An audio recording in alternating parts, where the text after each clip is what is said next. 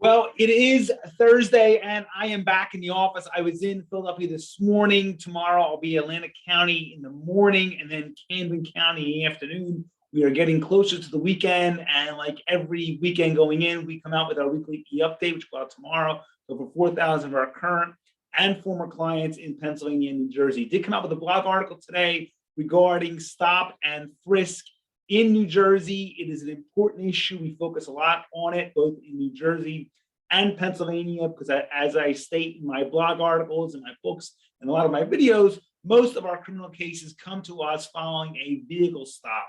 Now, in this particular article, I do talk about the issue of stop and frisk and what police need to do that. Is it constitutional? It is constitutional both in New Jersey and Pennsylvania, and an officer is allowed to stop and frisk if he or she believes that the suspect that they've encountered represents a possible harm to their safety.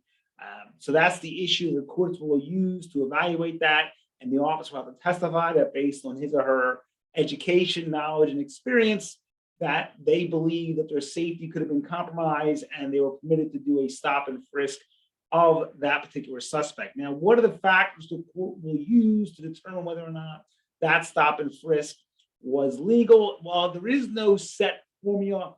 Unlike the science, law is not a clear-cut answer. The courts will use a variety of factors, and they're permitted to weight factors differently.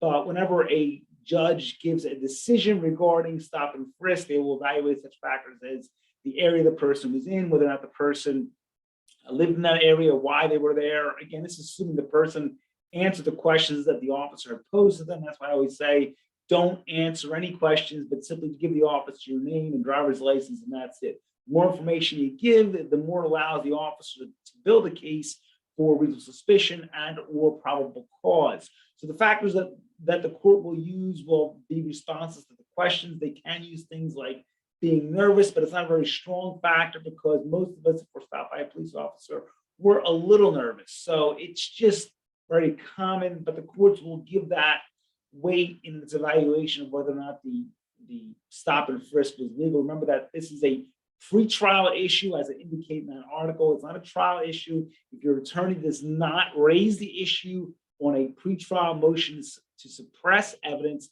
you have waived that right both at trial and on appeal if you are convicted, whether it be in Pennsylvania or New Jersey. So keep that in the back of your mind. The blog article today focuses on New Jersey. Remember that warrantless searches of vehicles are permissible in New Jersey. They're not permissible in Pennsylvania.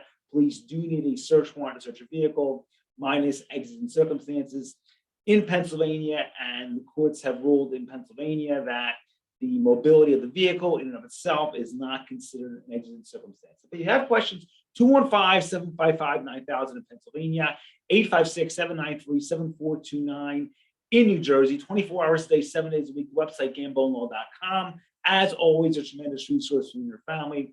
All of my books, my blogs, my videos are available there in one great format. It is a great website. We are tremendously proud of it. It features over 250 of my instructional videos, all of my blogs, my 6 downloadable no-cost strategy books. It is a great website. Please check it out. So once again, 215-755-9000 in Pennsylvania, 856-793-7429 in New Jersey, 24 hours a day, 7 days a week. Have a great Thursday. Check the blog article out. It is a great article, and I'll talk to you all very soon.